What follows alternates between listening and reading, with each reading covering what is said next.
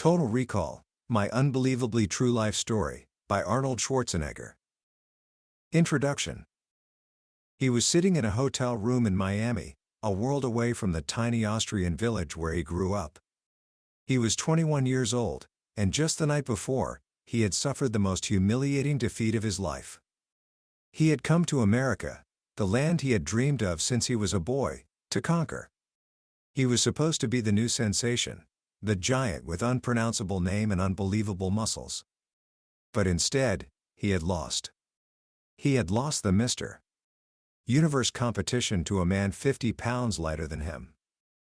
As the despair crashed in, he felt utterly alone. He didn't speak the language. He had no money, no job to go back to, and all of his belongings fit into a single gym bag. The great champion who had brought him across the Atlantic, Joe Weider, had witnessed his failure. It felt like the end of the dream. Lying in the dark, for the first time since he was a small boy, he cried for hours. But this story isn't about that failure. It's about what happened the next morning. It's about the phone call that changed everything and set in motion one of the most incredible success stories of our time. This is the story of Arnold Schwarzenegger, as told in his own words in his memoir, Total Recall. With over 20 million copies sold worldwide, this book is more than just a celebrity autobiography. It's a blueprint for a life lived without limits. It pulls back the curtain on a man who became a bodybuilding champion, a global movie star, a self-made millionaire, and the governor of California. Today, we're going to journey through that life. And by the end of our time together, you will understand the simple, powerful rules that Arnold used to turn a seemingly impossible vision into reality. This isn't just about building muscles or making movies. It's about building a life. It's about how a boy from a small village in post-war Austria used nothing more than a crystal-clear vision and an unbreakable will to become an American icon. And the lessons he learned along the way are lessons that can change your life too. So let's begin. Book summary. The story begins not in the glamour of Hollywood, but in a small, simple house in the village of Thal, Austria, in 1947. It was a time of famine, just after the devastation of World War II. Life was hard. There was no plumbing, no shower, and the nearest well was a quarter of a mile away. Arnold's father, Gustav, was the local police chief, a big, athletic man who ruled his home with the same strict discipline he applied to his job. This discipline was a constant presence in Arnold's young life. He and his older brother Meinhard had to earn their breakfast by doing sit-ups. They practiced soccer no matter how bad the weather was.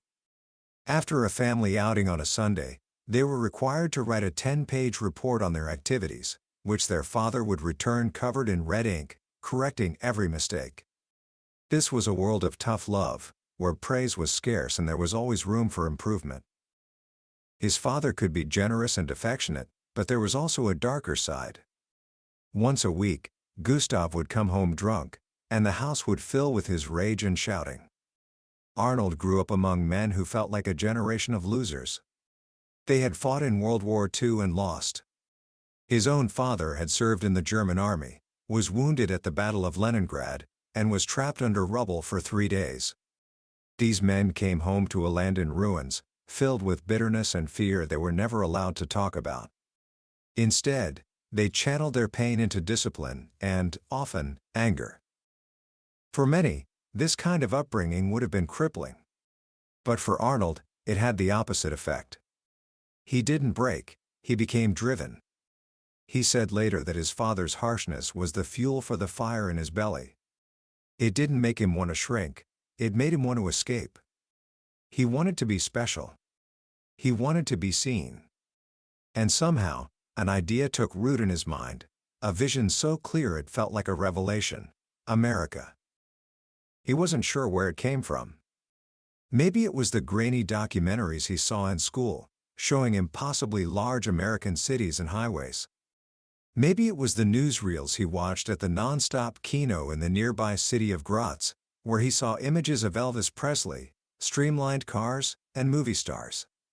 Or maybe it was the first American movie he ever saw, a Tarzan film starring Johnny Weissmuller, a man who seemed to swing right out of the screen. Whatever the source, the vision became his obsession. At just 10 years old, he started telling everyone, his friends, his teachers, his parents, "I'm going to go to America."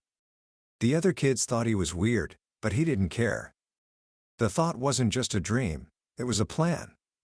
He just didn't have the vehicle yet. That vehicle arrived when he was 14. One of his friends, a lifeguard named Willie Richter, was an all-around athlete who did chin-ups on tree branches and ran through the forest trails. Willie told him something that would change his life. He said, "You know, if you practice chin-ups all summer, I guarantee you will be able to do 10, and I bet your lats would grow a centimeter on each side." The idea that he could sculpt his own body, that he could control its shape and size through sheer effort, was fascinating. He started training every day. Soon after, he saw a photo in a newspaper of Kurt Marnell, Mr. Austria, bench pressing a massive weight. What struck Arnold was that Marnell wore glasses. He looked like an intellectual, yet he was also incredibly powerful. Arnold wrote in a school essay that he was fascinated that a man could be both smart and strong. That summer, his world opened up. He met Kurt Marnell in person at the local lake, the Thallersee. Marnell was everything Arnold wanted to be. He was Mr. Austria. He had the body, he had the girls, he drove a cool convertible, and he held the record in the bench press. He became Arnold's idol. He and his friends started living like what they called gladiators. They trained in the forest, swam in the lake, ate meat, drank wine, and talked about the Greek gods and the beauty of the human body. At the end of that summer, he was invited to a real gym for the first time, the Athletic Union gym under the stands of the soccer stadium. The older guys, playing a trick on the new kid, egged him on to do 10 sets of every exercise instead of the usual 3. He left the gym feeling euphoric, but when he tried to get on his bicycle, he fell right off. His arms and legs felt disconnected from his body, shaking like they were made of porridge. He had to walk the 4 miles home, but he couldn't wait to get back. He had found his calling. Training gave him joy, purpose, and a whole new life that was his own. The gym replaced his family. It was where he learned about discipline in a positive way, competing with his training partners to push each other to new heights. They devoured American muscle magazines, which promoted bodybuilding as a golden dream, with pictures of champions flexing on Muscle Beach in Venice, California, surrounded by beautiful girls. Then, one day, he saw a magazine cover with Reg Park, Mr. Universe, dressed as Hercules. Arnold realized with a jolt that this was the star of a movie he had loved. He read Park's life story. A poor kid from England who became a bodybuilding champion, was invited to America, starred in movies as Hercules, and became a millionaire. In that moment, all of Arnold's dreams came together. This was it. This was the blueprint. He would become another Reg Park. Bodybuilding would be his ticket to America. Movies would make him famous and rich. He would be the best in the world. This new, specific vision became so clear in his mind that he felt it had to happen. There was no alternative. He hung posters of his heroes, Reg Park and Steve Reeves, all over his bedroom wall. His mother was so worried by the pictures of naked men that she called the family doctor for advice. The doctor reassured her it was normal for boys to need inspiration from other men. But Arnold's vision was more than just inspiration, it was a detailed plan. At 15, he entered vocational school and began an apprenticeship at a building supply store, learning the art of selling. The cardinal rule was never to let a customer leave without a purchase. He learned to work every angle, a skill that would serve him for the rest of his life. Every spare moment was dedicated to training. He was so obsessed that one Sunday, finding the gym locked, he broke in to work out in the freezing cold, wrapping his hands in towels to keep them from sticking to the metal bars. His path was set, but there was one mandatory detour: the Austrian army. All young men were required to serve, and Arnold, wanting to stay near his gym in Graz, cleverly maneuvered his way into a tank division. Driving a 50-ton M47 Patton tank was a thrill. He loved big things, and being trusted with such a massive machine gave him immense pride. But the army also taught him that he could survive on his own, away from his family. It gave him discipline, camaraderie, and for the first time in his life, he could eat meat every day. He grew so fast that his uniform had to be replaced every 3 months. But even in the army, the vision came first. When he learned that the junior Mr. Europe competition was being held in Stuttgart, Germany, during his basic training, a period when no one was allowed to leave, he faced a choice. His superiors said no. So, the night before the event, he simply walked out of the gate, took a 7-hour train, and went to compete. He won the title of 1965 Best Built Junior Athlete of Europe. When he returned, he was thrown in a cell for 24 hours. But when word of his victory reached the commanders, he was released. They saw he was on a mission they couldn't stop. This victory brought him to the attention of Rolf Putziger, Germany's biggest bodybuilding promoter, who offered him a job managing a gym in Munich. It was an incredible opportunity. With the help of his father's commander, Arnold secured an early discharge from the army. His reason for leaving was simple: to pursue a dream. Munich in 1966 was a boom town, the heart of the West German economic miracle. For a 19-year-old from a small village, it was a world of nightclubs, strip bars, and endless celebration. He quickly learned to be streetwise. His new job was to be the star attraction at the Universum Sports Studio, competing against the city's top gym, which was owned by a former Mr. Germany.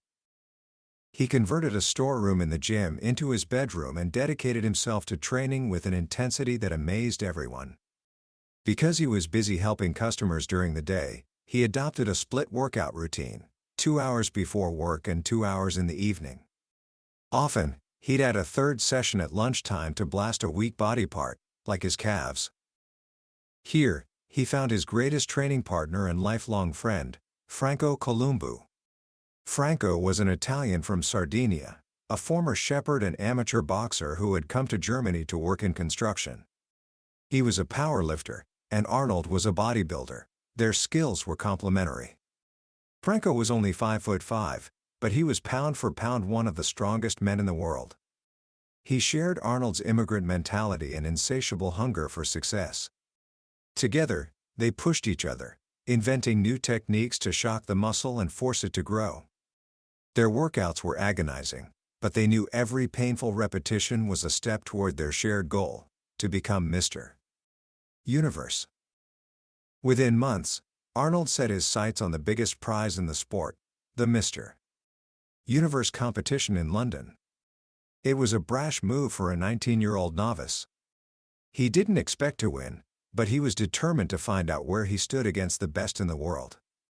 His boss, Putziger, jealous of Arnold's rising star, secretly threw away his application. It was only through the efforts of his friend, magazine editor Albert Busseck, that the application was resubmitted just days before the contest. In London, in 1966, something incredible happened. On stage, Arnold discovered he had overestimated his competition. While the other bodybuilders were more defined, his sheer size and mass made him stand out. He looked bigger and stronger than everyone else. To his own astonishment, he came in second, losing only to an American named Chester Yorton.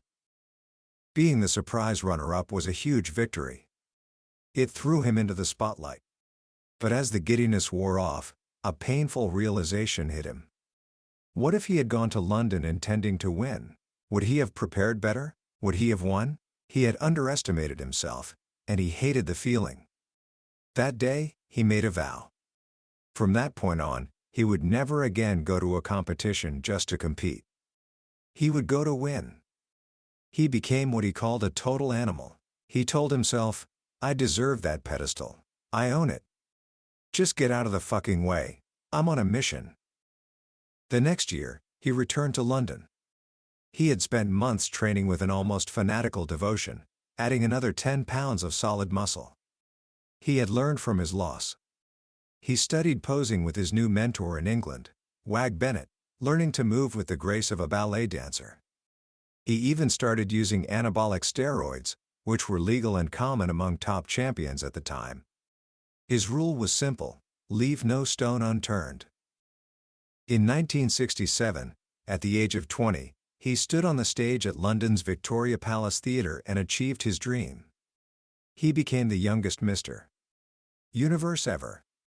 As he stood on that pedestal, trophy in hand, just as he had envisioned, he told the crowd, "It is my lifetime ambition realized. I am very happy to be Mr. Universe. I say it again, it sounds so good." This victory was a major milestone, but he knew it wasn't the final destination. The bodybuilding world was split into different federations, like boxing. To be the undisputed world champion, he had to conquer them all.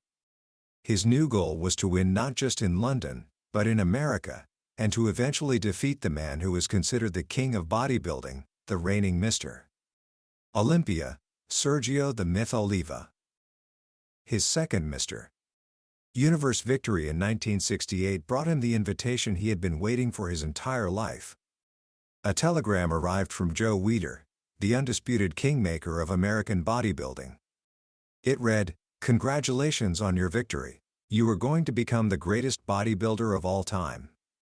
Weider invited him to America to compete in his federation's Mr. Universe contest in Miami the very next weekend. The dream was happening. But a week of waiting for a visa in London left him distracted and out of peak condition. In Miami, he came up against Frank Zane, the reigning Mr. America.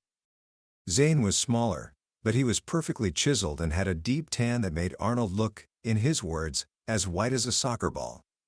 In a close decision, Zane won. Arnold lost. And that brings us back to that hotel room. The despair was immense. He had finally made it to America, only to fail. He felt embarrassed, lost, and alone. He cried in the dark, feeling the full weight of his defeat.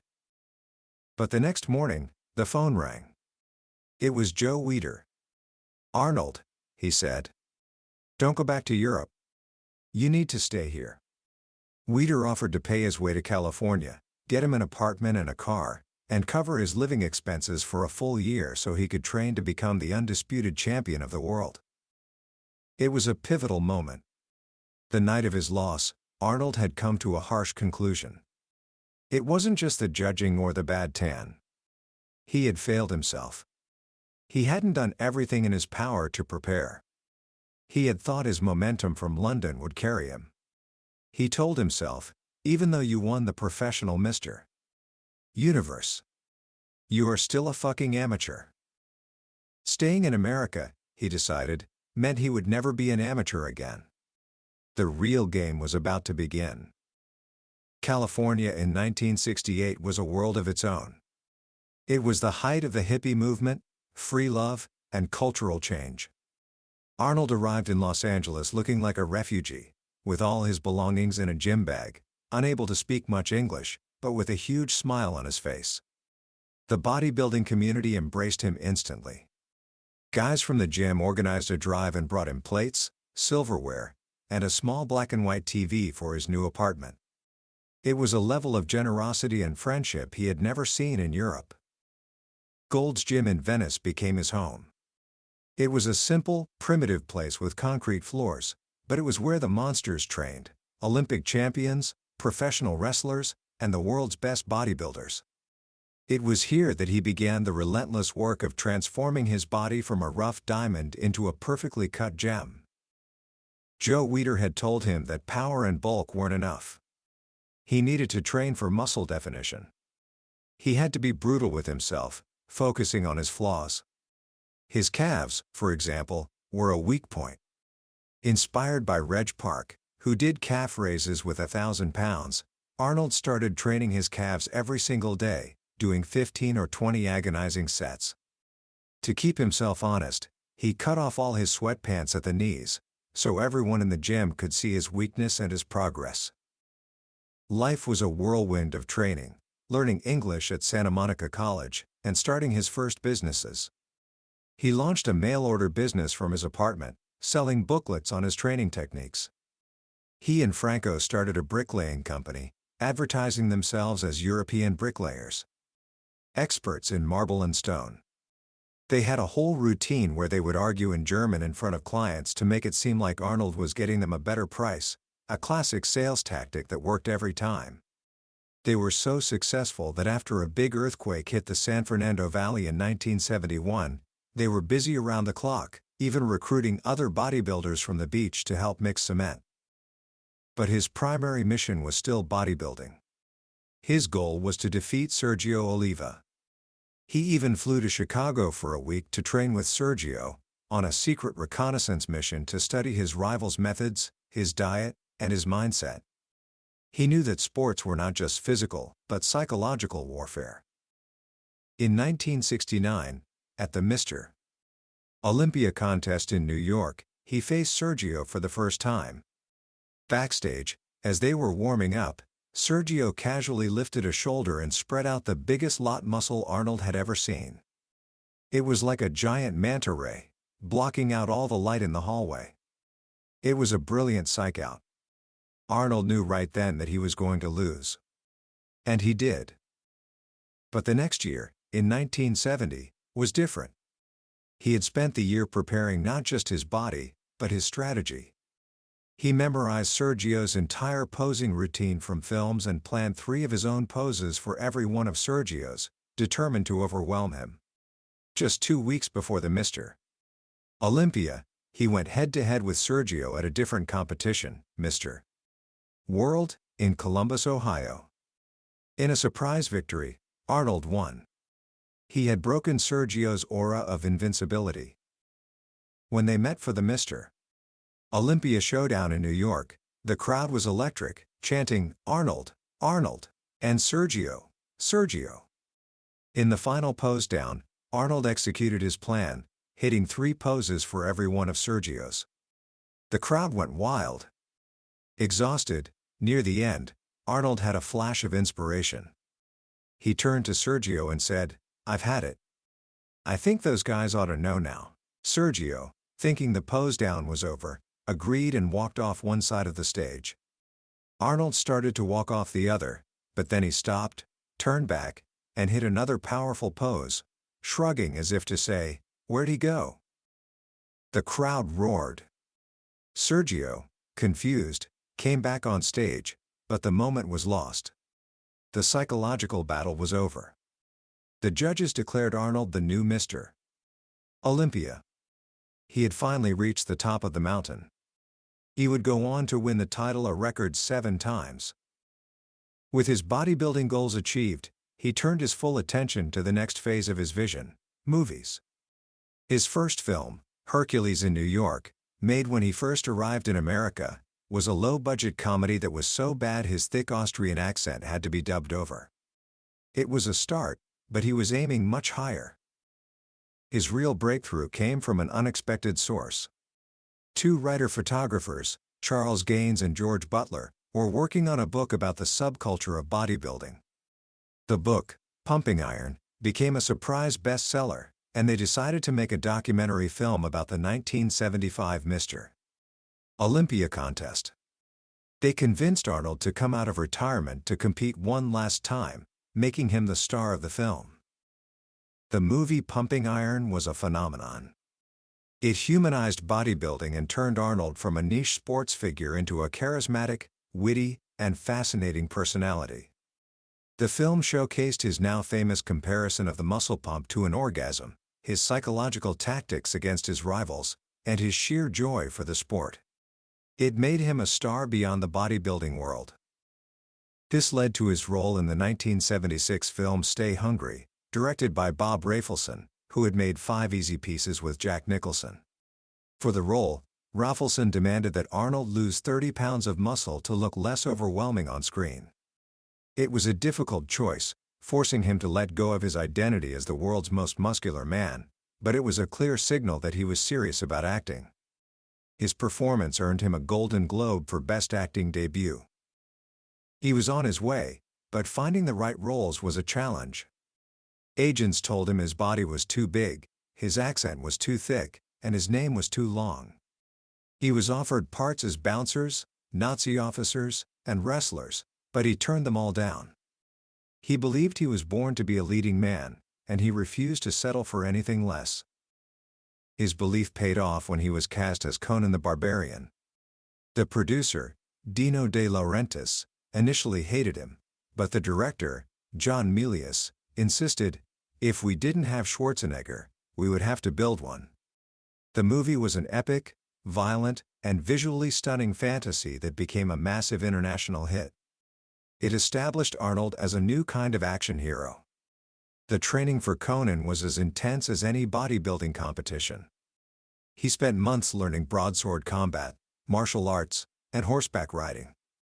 The shoot itself was grueling. He was bitten by dogs, cut his head, and had to tear apart a prop vulture with his teeth while being crucified on the Tree of Woe.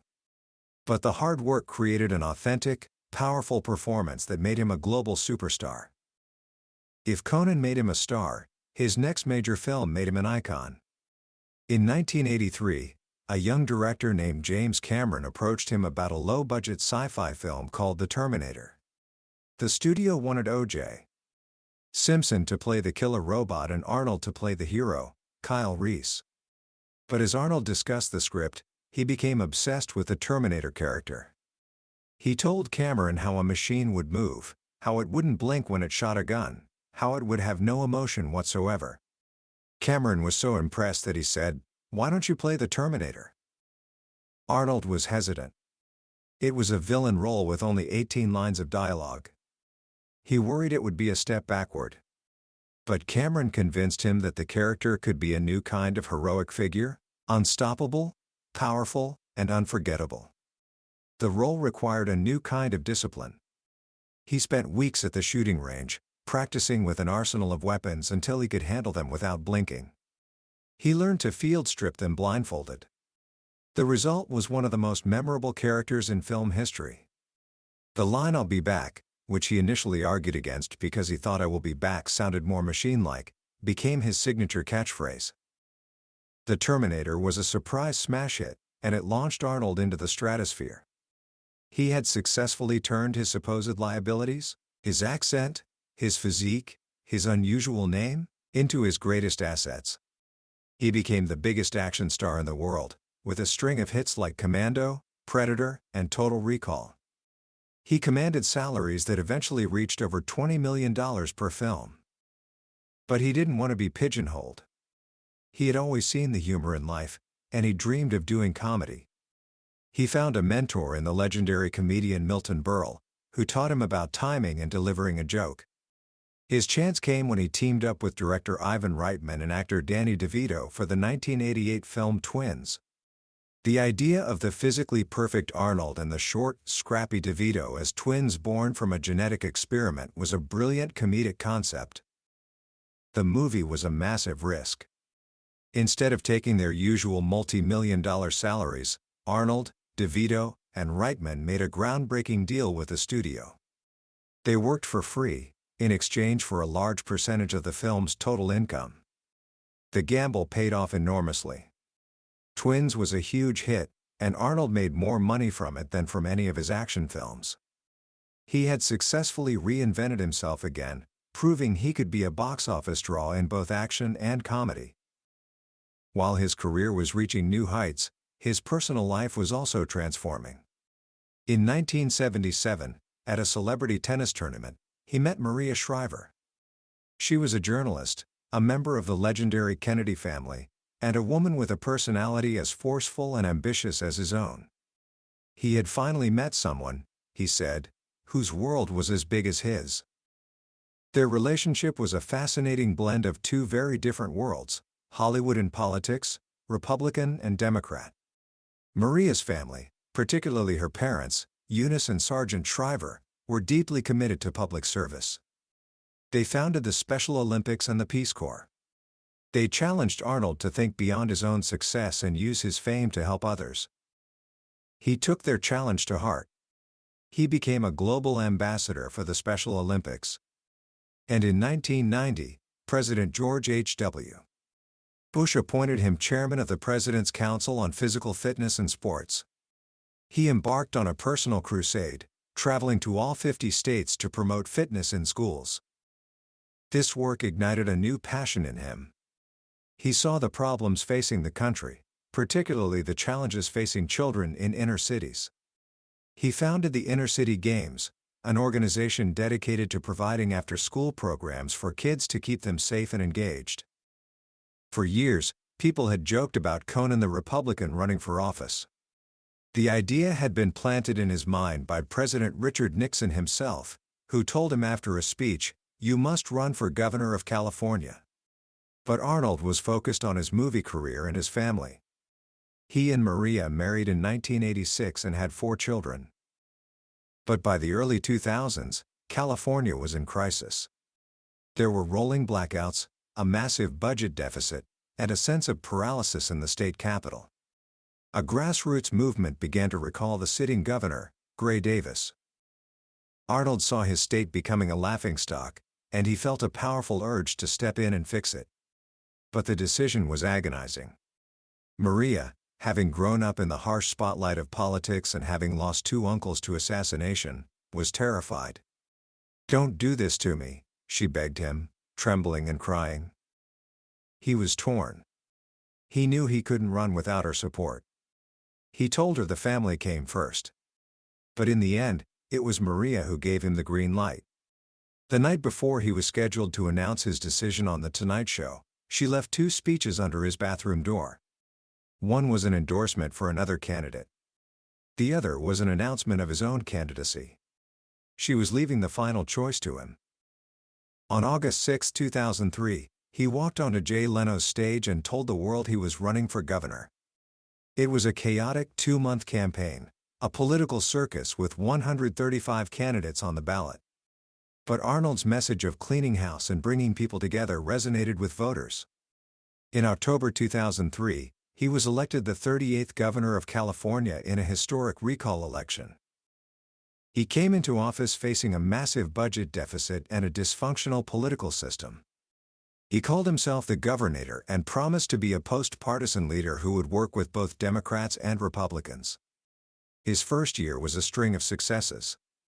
He rolled back an unpopular car tax, reformed the state's broken workers' compensation system, and refinanced the state's debt. But in his second year, he took on the state's powerful public employee unions with a series of reform initiatives. The unions fought back with a massive advertising campaign, and Arnold suffered a crushing defeat. His approval ratings plummeted. It was another devastating loss, like the one in Miami decades before. He had to learn another hard lesson: governing was not like making a movie. He couldn't just be the hero who solves everything on his own. He had to build consensus, compromise, and work within a broken system. He apologized to the people of California for being in too much of a hurry and promised to change his approach. He brought in a new chief of staff, a tough, smart Democrat named Susan Kennedy, a move that shocked his own party. Together, they forged a new, bipartisan path. He worked with Democrats to pass a landmark global warming law that made California a world leader on climate change. He pushed through a massive infrastructure bond to rebuild the state's roads, bridges, and water systems. He fought for health care reform and political reform to end the partisan gridlock. His journey as governor was a roller coaster of incredible victories and painful defeats.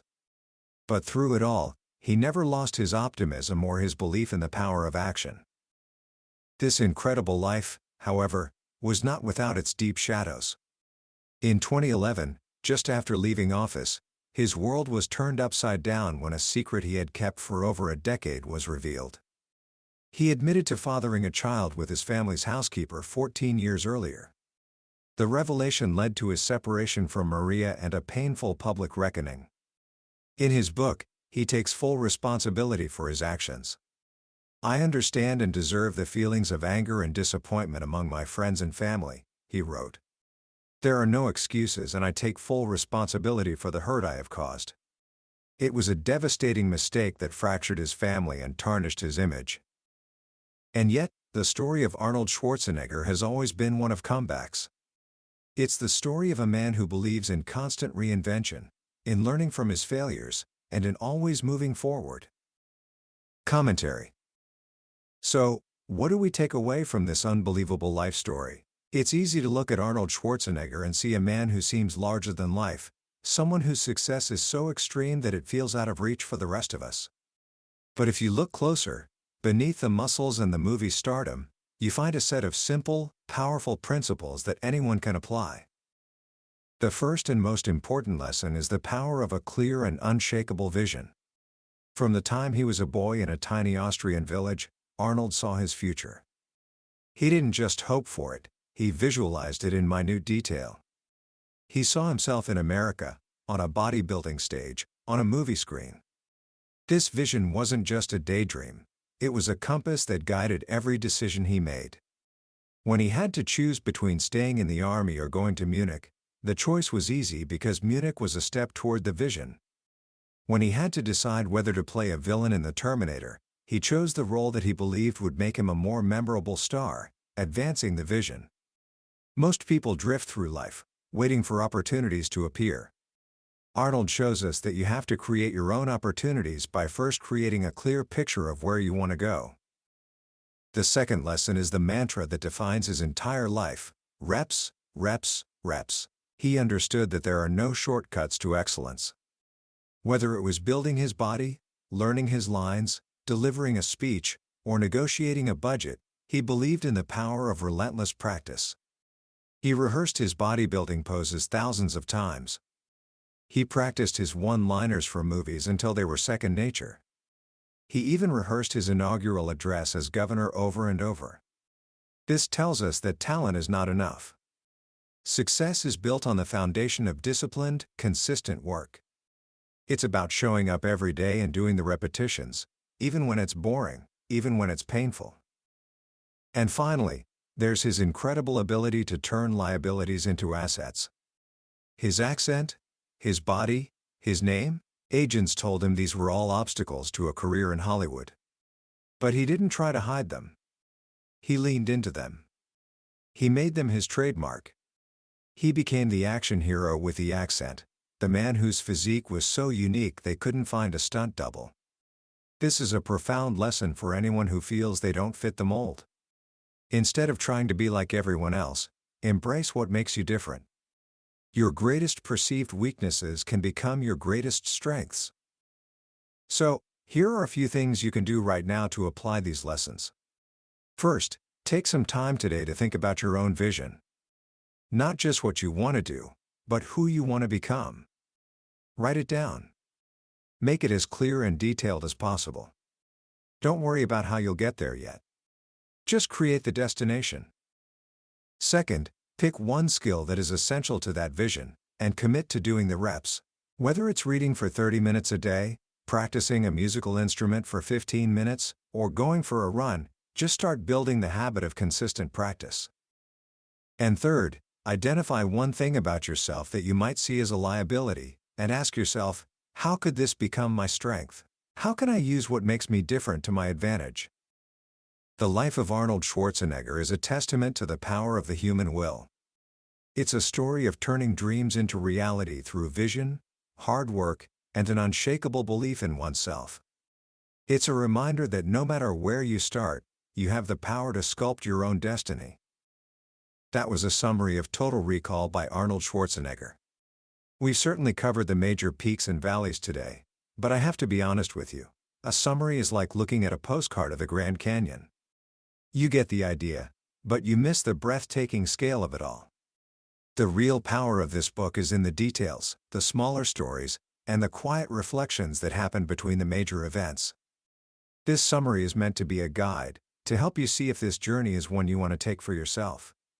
If any part of this incredible story has sparked something in you, if you've felt a connection to that relentless drive and optimism, then I truly encourage you to pick up the book. Reading it isn't just about learning Arnold's story, it's an experience that might just change how you think about your own. You can find a link to the book in the description below. Also, if you found this summary valuable and it gave you something to think about, please do me a small favor and hit that like button, and subscribe to the channel.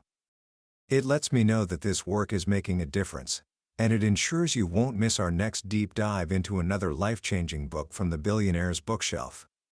Let's keep learning and growing together.